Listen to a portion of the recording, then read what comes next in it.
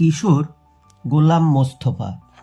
আমরা নূতন আমরা কুড়ি, নিখিল বননন্দনে, ওষ্ঠে রাঙা হাসির রেখা, জীবন জাগে স্পন্দনে।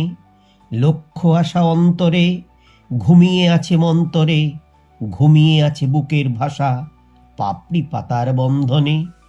সাগর জলে পাল তুলে দে, কেউ বা হব নিরুদ্দেশ, কলম্বাসের মতোই বাকেও পৌঁছে যাব নতুন দেশ। জাগবে সারা বিশ্বময়, এই বাঙালি নিঃস্ব নয়, জ্ঞান গরিমা শক্তি সাহস আজও এদের হয়নি শেষ।